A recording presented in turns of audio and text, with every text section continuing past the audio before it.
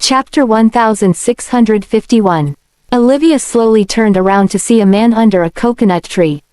She knew who that was, Alexander, Jacqueline's fiancé. Olivia obviously didn't see this coming.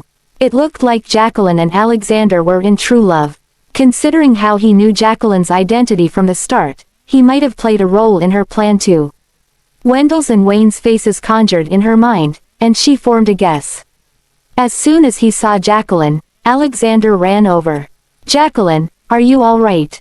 Jacqueline looked awful after those rounds of beating. Even after applying medicine, her face was still swollen. Her forlorn state broke his heart. "Are you hurt?" Judging from her limping, he was sure that she had it rough.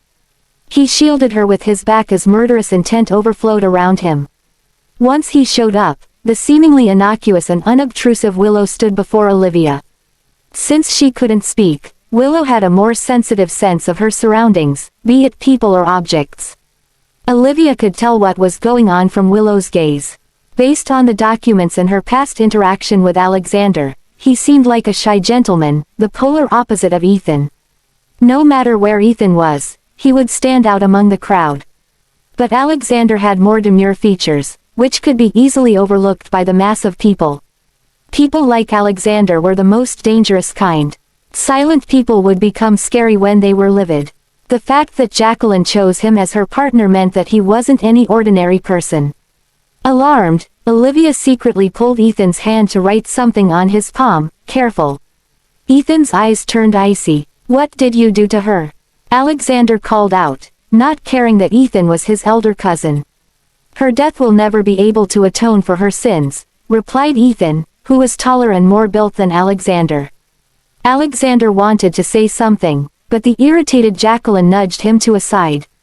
"Cut out the nonsense. I'm exhausted and thirsty." Alexander shot Olivia a glare, blaming her for mistreating Jacqueline. Then, he crouched down. "Get on. I'll carry you. I've prepared food for you." Jacqueline gladly took the offer as she lay over his back and wrapped her arms around his neck. "How have you been the past 2 days?" he asked. "Don't make me bring it up. It was the worst. I want good food," she huffed. Of course. They walked under the coconut trees like an ordinary couple. It was so heartwarming. If only Jacqueline hadn't committed those things, Olivia would have loved what she was watching. She exchanged glances with Ethan. They didn't know what kind of danger was ahead of them. Alexander arrived before they did, so he might have plotted something. Jacqueline wouldn't let this slide that easily. Willow gestured something important. "Mom, he's the witch." Chapter 1652. Olivia's eyes widened. One should never judge a book by its cover. She didn't expect Alexander to be that witch. They hadn't eaten anything, so they went to a restaurant for dinner. They were supposed to be enemies, but they got along pretty well. The atmosphere was harmonious like the calm before the storm. Ethan was worried that Alexander might cast another curse again, so he personally made them a meal. By the time Ethan was done making a simple dish, Jacqueline was already feasting on the local specialties. Willow had been keeping an eye on Alexander, worrying that he might cast a curse on them. Before Ethan and Olivia came here, they imagined the witch to be someone wicked and malicious. But the revelation proved them wrong. Olivia's knowledge of curses was limited to what she learned from Elora village. The villagers were behind the society, but they inherited these special skills from generation to generation.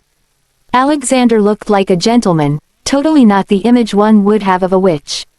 Like right now, he was picking out the onions from the food. Jacqueline was still grumbling. "Did you do this on purpose? You know that I hate onions the most." "I'm sorry. I told the chef about it. He must have forgotten about it." "Have more. Have some soup. I want fried rice with shrimp. Pick out the onions for me."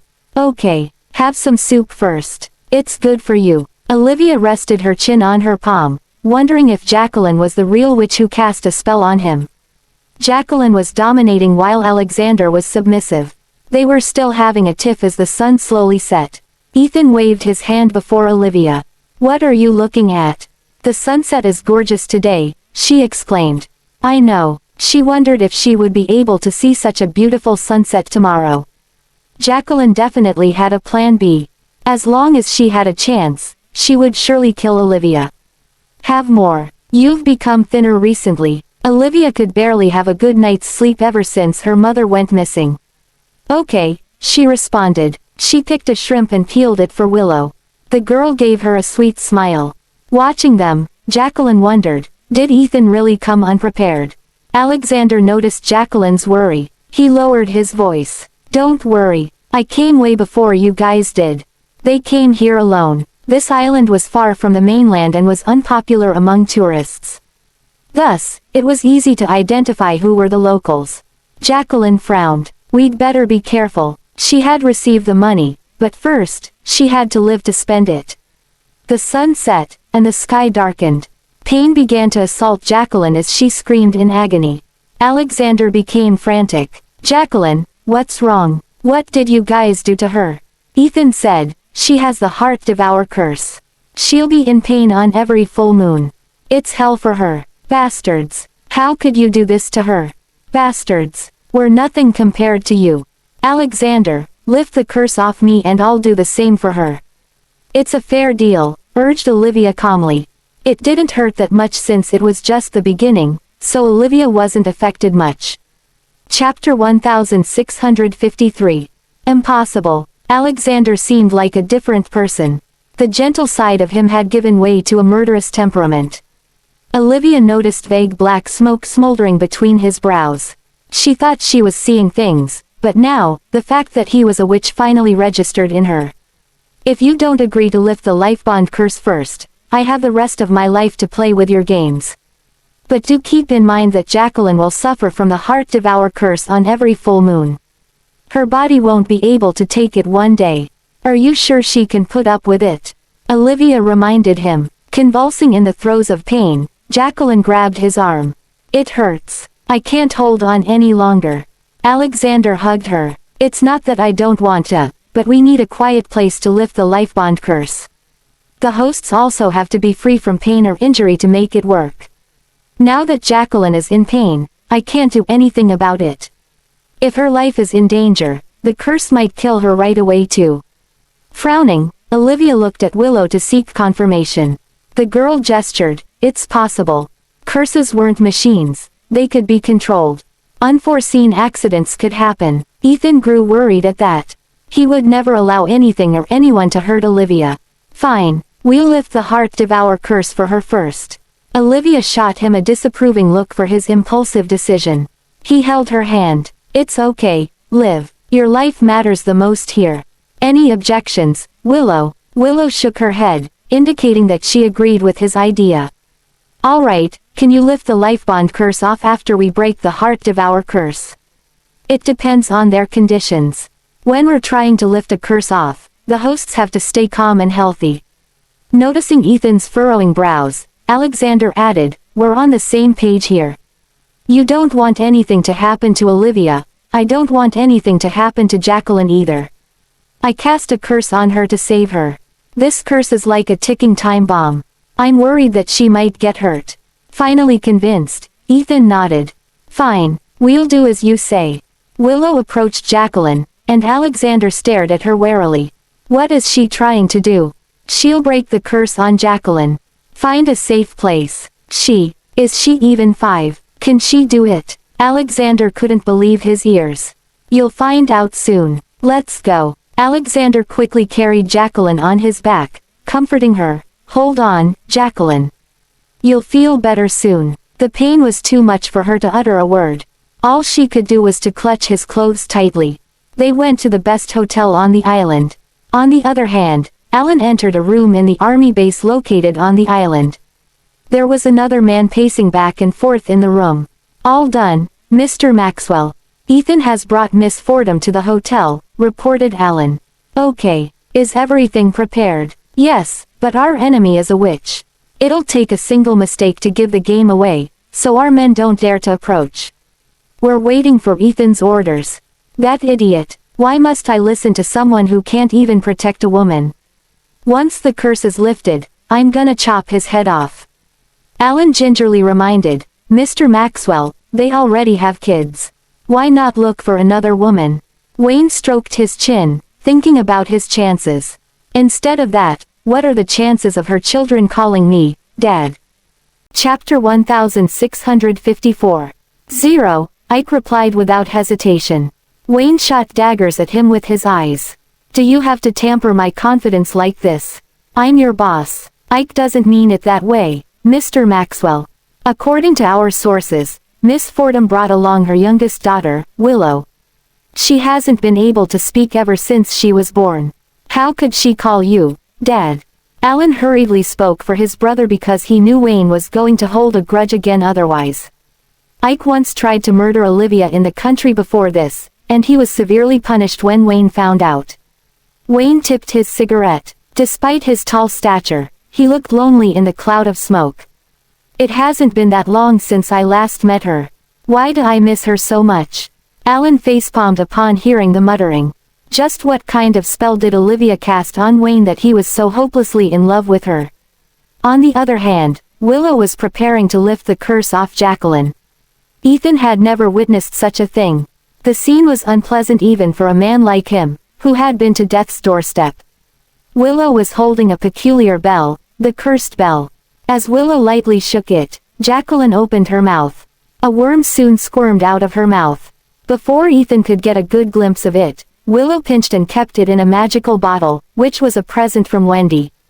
Jacqueline's heart didn't hurt anymore, but she couldn't help gagging. It was disgusting. Jacqueline, how do you feel?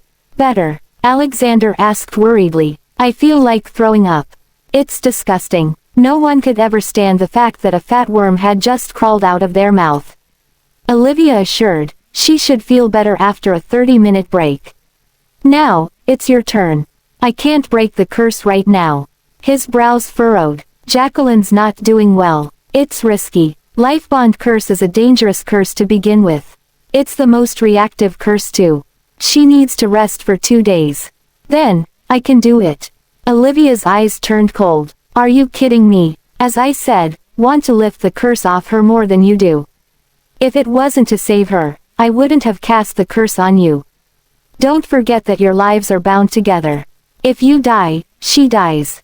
I'll never let that happen. Ethan coldly stated, let's stay here for another 2 days. I wonder what kind of tricks you're hiding up your sleeves. Whatever I do is to protect Jacqueline. That's it, Alexander said helplessly. Ethan led Olivia and Willow out of the room. Olivia was annoyed. She knew it. It wouldn't be that easy to lift the life bond curse. Liv, Madam Wendy has confirmed that both of you are bound by the curse. He has a point. Besides, there's no way he can escape from here. Ethan's confident tone indicated that he had made the necessary arrangements. Olivia knew that. Willow waved her hand, and a seagull flew toward her. Taking her flute out, she began blowing an ordinary melody. Despite that, Olivia knew how special her daughter was. Jacqueline covered her ears with a pillow. What's that? Stop the noise. That little girl is blowing a flute. Is she calling upon some cursed worms too? Alexander grazed her nose tip. Silly you. It's just a simple piece. There are only a few cursed worms that can be manipulated by a melody. Even if it works, the cursed worms should be in a host. It's for manipulation use. How are you feeling right now? Good. Which means she doesn't pose a threat. You're in a bad shape. Get some rest for the next 2 days. Don't think of anything. Just leave it to me. Okay. The next day, before the sky brightened, Willow was outside the hotel playing with a ball under a coconut tree. However, her eyes didn't leave Alexander's room. The ball rolled along the field until it bumped into someone's foot. It was a tall man. His shadow was like a mountain to her. He picked up the ball and gave it to her. Hey girl, is this yours? He showed his pristine smile even though his face was smeared in black. Willow thought. A gorilla? Wayne thought. Is she enchanted by my good looks? Chapter 1655. Willow nodded obediently, but her wary eyes stared at the man as he approached her. She heard the local had tanned skin from sunbathing, but this man looked weird. As it was his first time dealing with a kid, Wayne took out a candy. Here, for you. He had prepared it beforehand. To his dismay, Willow had already categorized him as a kidnapper. Abandoning her ball, she turned around to leave. Hey, kid, why are you running away? I don't bite. You don't like strawberry flavor?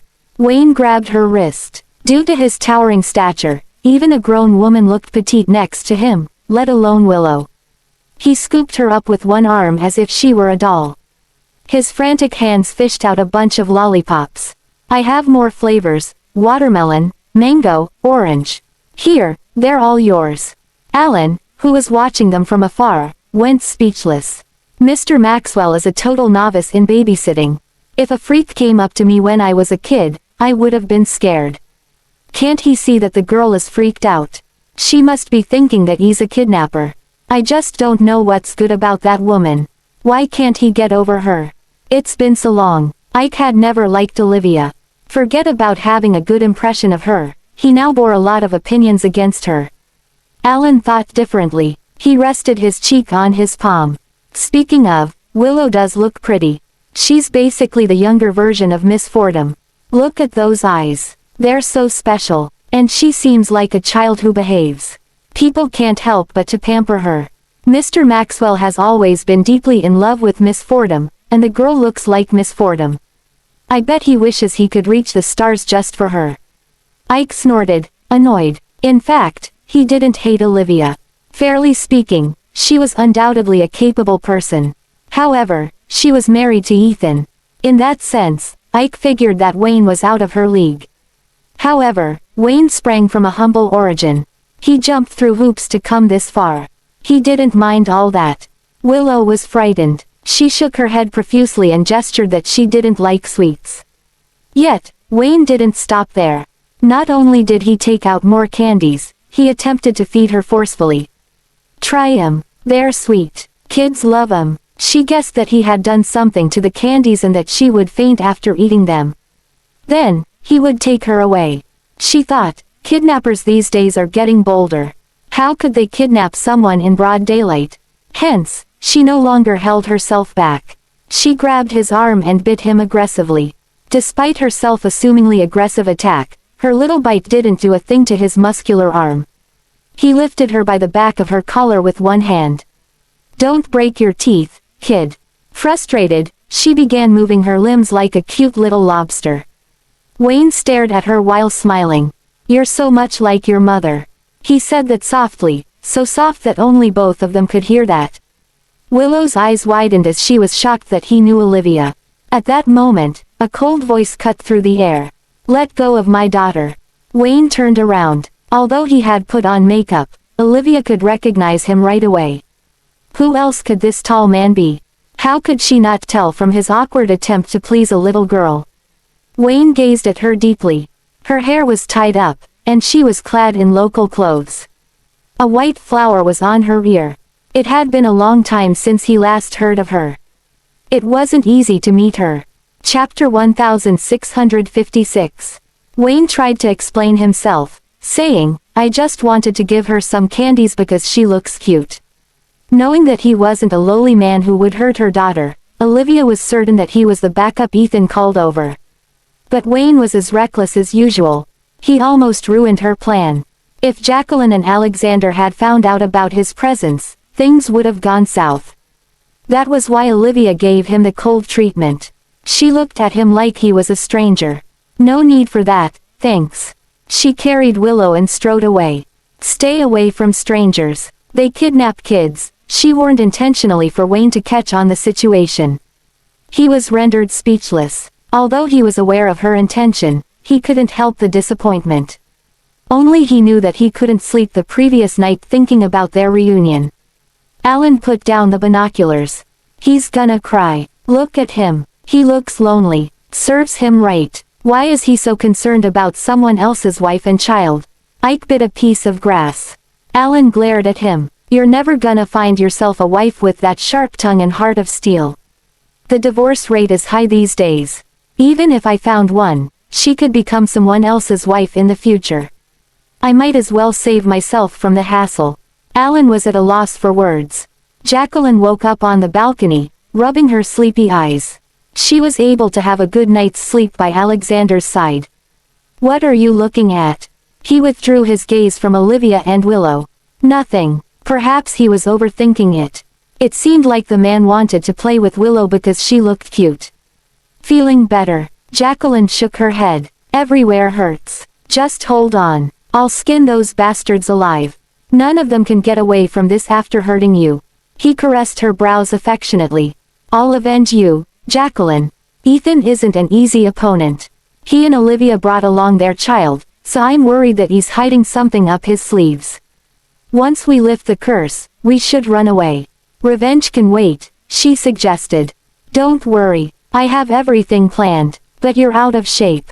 You need rest. Jacqueline enjoyed sunbathing for the next few days on the island. Her wounds were recovering under Alexander's meticulous ministration. Ethan found it weird. Considering her severe injuries, she's recovering too quickly. Olivia fanned herself languidly. Alexander's a witch. Of course, he knows some black magic to help her recover. It's good news for us, don't you think? The faster she recovers, the sooner I can be freed from the curse. You'd better watch out. He's not that simple. Okay, I'll go check on Willow. She got up from the leaning chair. Opposite them was Alexander giving Jacqueline a massage session like a loving partner. Only 2 people had shown up so far, but Olivia's hunch was telling her that someone was approaching Alexander secretly. Willow was on a mission to track that person down. Olivia strolled along the corridor when someone suddenly appeared at the corner. She didn't have time to hide. The person grabbed her waist, bringing her to the room next to them. Before she could react, the door was already locked. I've been looking for you, Dr. Fordham. The man's breath touched her ear. Chapter 1657. Olivia felt like there was a voracious tiger behind her. It would take one reckless move from her for it to tear her neck off her. Wayne Maxwell. Olivia didn't know what Wayne was trying to do. All she could do was stay still. When she looked back at the past, she did deceive him. Ethan and Wayne were at odds, and Wayne even kidnapped her. Wayne had always been the man of revenge, so she didn't dare to provoke him. She struck a topic instead. Does your head still hurt these days? As she had expected, his eyes brightened at that question. Are you worried about me? He was such an easy man to please. Noticing that he was still that same old person, she nodded. Yeah, you're my patient, after all. I left you a prescription before I left, but I don't know if it worked because I wasn't the one to treat you. Wayne bent over, and his lips reached her ear. Liar. If you were worried about me, you wouldn't have run away. Do you think I'd buy that again? Left with no choice, she insisted, it's not like that. You can choose not to believe me, but you must have faith in my professionalism. I'm a doctor with virtue. As soon as she finished, he turned her over so that she would face him. The back of her head rested against the wall. The tall man lifted her chin, forcing her to look at him. Look into my eyes and say that again. Olivia gulped. I'm a doctor with virtue. Wayne's rough fingertip caressed her soft cheek as he smiled. You're such a beauty. Look at those eyes. They're like the stars. But with those same eyes, you lied to me twice. He gritted his teeth. His initial plan was to give her a chance to get used to him, but she lied to him. You and Ethan had divorced for so many years. I don't mind that you have children. I can be their father. In your dreams, she barked. I gave birth to them after 10 months of pregnancy. And I barely survived the delivery. Who gave you the confidence and rights to be their father? He hissed. Do you know how much I want to eat you up? I've put myself so low, but why can't you spare me a glance? He was pleading while putting on such a fierce expression. The contrast was so hilarious that Olivia couldn't help bursting into laughter. Oh, Wayne, you're so... Her grin pacified his anger, and warmth seeped into his chest. What about me? You're so cute. This was the first time he had ever heard a compliment from Olivia. Although it wasn't that he was handsome, it was still a compliment. He rubbed the back of his head, smiling sheepishly. Do you think so? She nodded and teased, but that doesn't mean I like you. She couldn't help it when he looked so innocent right now. How dare you? Olivia Fordham, do you think that I won't hurt you? The glint in his eyes changed to a dangerous one. Do you think I won't keep you on the bed all day long? Chapter 1658. Olivia's brows furrowed. Although she was aware that Wayne was a rough man by nature, she couldn't accept hearing that from men other than Ethan. After all, Ethan was raised in a rich family. Even during the worst time of their relationship, he never said such words to her. "You'd better watch your language," she told Wayne off. If he wanted to touch her, he could have done it 2 days ago. However, he was waiting for Alexander to lift the curse off her. Thus, she knew that she was safe, at least for now. Noticing that his threat didn't scare her, he let her go. He was discouraged. "Why are you so smart? This is so unfair." Olivia stared at him warily. "Why did you bring me here? I'm looking for my daughter." The next thing that happened was beyond her expectations. He kicked a screen in the room to reveal Willow sitting there, eating fruit yogurt. "I made that myself. I wanted to speak to you, but I couldn't find the chance to do so. So, I asked for her help to lure you here." Wayne stood there like a lost puppy. It was his first time putting himself lower just to make a woman happy. Olivia was at her wits' ends. She came up to Willow. "How did he buy you off?" Willow gestured. "He said he'll protect you." Olivia stroked her head. "All right." Wayne pointed at another bowl. "Have some too. I specially made you fruit yogurt. It's refreshing in hot weather. They said that women love it." Yet, Olivia didn't move. "I didn't poison it. If you don't believe me, I can show you." He became agitated to eat it to prove that it was safe. Olivia sighed. Considering that they were in Wayne's territory, she was certain that Ethan and Wayne had reached a compromise. "Wayne, why are you doing this? I said I'll never like you. My feelings for you are my business." He looked at Willow. "Maybe your kids want to have a new father. Don't you think so, kid?" Willow choked on her food upon hearing that. Wayne quickly patted Willow's back. "Take it slow. It's okay." He wasn't that gentle, and she was literally rolling her eyes. Olivia hurriedly carried Willow away from him. "Wayne Maxwell, if you have nothing better to do, you can find a woman and have a kid with her, experience what it's like to be a father. Stop wasting your time on me. I just don't get it. What's so good about Ethan? Can't you consider me? How about giving me a chance?" Olivia rejected him coldly. "Not a chance. I'm thinking of remarrying him. Just give up." "Remarry." Wayne heard her saying that loud and clear. In the past, Olivia wasn't thinking of remarrying Ethan, so Wayne had always thought he had a chance. Now that she said it herself, he could tell that she was serious about it. With Willow in her hands, Olivia got up. "I'm grateful for the affirmative feelings you have for me, but I can't reciprocate your feelings. But since you've helped me once, I'd like to return the favor. Haven't you always wanted to know your true identity? You know the truth. Nothing's sure, but if you give me your hair or blood, the truth might come to light soon." "Who are my family? Where are they?" he asked vehemently. Olivia said seriously, "They didn't abandon you. You were switched. Someone else has been taking your place for many years. If my guess is right, your father is Wendell Proctor." The Proctors. Olivia had always been full of surprises to him. Now, she had revealed another mind-blogging truth. "Yes, you and Ethan are cousins. His mother is your aunt." Chapter 1659. Wayne's expression fell as if he had heard a joke. "Dr. Fordham, are you kidding me?" Olivia appeared serious. "Do you think I'd joke about something serious?" She wasn't that kind of person. However, Wayne couldn't fully trust her. She had lied to him twice. "Once my curse is lifted, we can figure this out. Take a DNA test, and we'll know the truth." Olivia walked away with Willow in her arms. Wayne was left all alone in confusion. Olivia's words kept ringing in his ears. "You and Ethan are cousins." He couldn't believe it. Wayne and Ethan had been fighting with each other for half of their lives. They had even nearly killed each other. Not once, but several times. Now, Olivia was telling him that he had been trying to murder his family. When Alan and Ike showed up, they saw Wayne's blank face. His eyes were widened as he stood still at the same spot. Alan nudged at his brother. "Is he caught off guard by the rejection or what? How many times do I have to tell you that it's useless? Even though she's divorced, look at how many kids she has. She even had them after the divorce. Who would have kids with their ex-husband if they've fallen out of love? Not to mention that she has 4. She has never once gotten over Ethan. What does this make, Mr. Maxwell? Ike had always been blunt with his words. He crossed his arms and continued, a peacock that got ahead of itself. And he made fruit yogurt. Wow, this has to be the joke of the universe.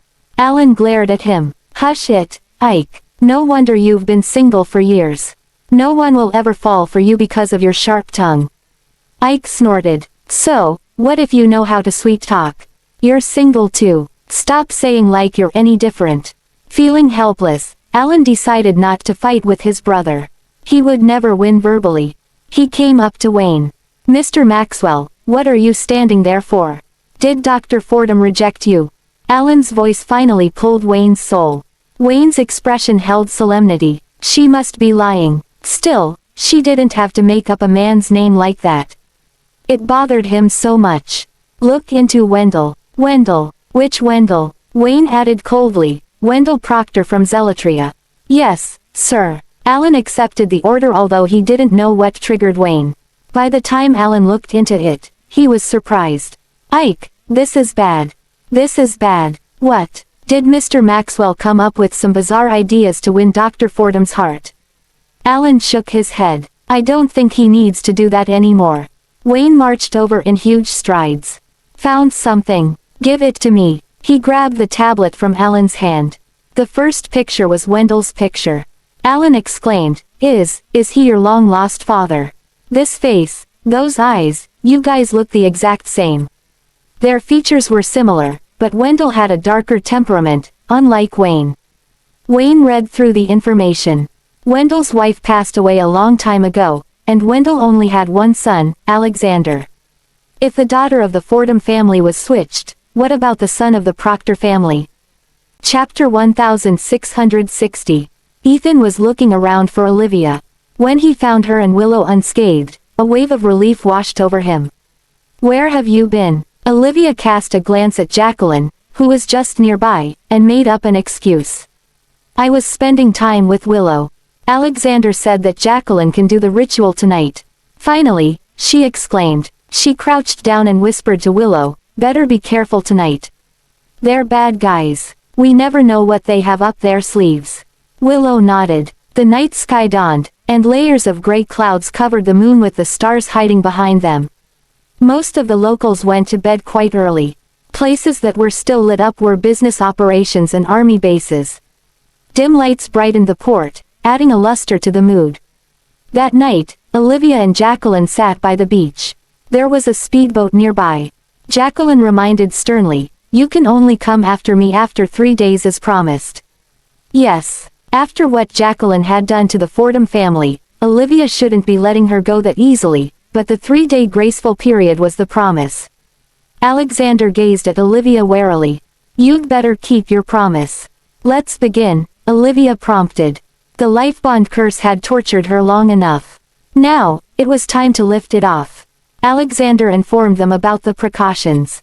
This was a dangerous curse. There was a possibility of backfiring during the process of lifting it off the host, so there should never be an interruption. Ethan had dispersed the crowd in advance so that no one would interrupt them. Willow stood by the shore watching them. Alexander held a handful of spice and a small drum. He lit up the spice. Olivia, who was knowledgeable in herbal medicine, could discern the smell of each herb. Most of the time, she could tell what the herb was with a sniff of it. However, this time, the smell was strange. It wasn't any kind of smell she knew of. She figured that it was a mixture of herbs she didn't know of. It was no wonder Wendy wouldn't take the risk to lift the curse off. These were the herbs Alexander used to cast the curse at the beginning. In other words, if different herbs were used, it would be highly possible to kill the hosts during the procedure. As Alexander played the drum, the spices began to crackle in the flames. It was simple, but it looked like he was orchestrating an ancient ritual. Olivia suddenly felt a prick in her arm. She was going to raise her arm on reflex, but Alexander quickly stopped her. Don't move. After witnessing how the cursed bug came out of Jacqueline's mouth, Olivia assumed that she would go through the same thing. But it was different this time. She stared at her right hand, which had a wriggling swell. Something was trying to protrude out of it. The same thing was happening to Jacqueline's left hand. It was horrifying. The adults hushed their breath, not making a sound. Alexander hit the drum more enthusiastically. The beat picked up its pace as though urging something to accelerate. The thing under her skin was trying to penetrate through it, hurting so much that it made Olivia frown. She never expected the procedure to be this simple yet painful. Yet, there was nothing that she could do. She couldn't even scream. Jacqueline was equally in pain. No matter how much it hurt, the two could only put up with it. As their skin continued to swell, the intensity of the pain grew stronger. Then, their skins were torn apart, and dark blood oozed out of them. Wayne, who was watching from afar through a drone, sighed in relief. Finally,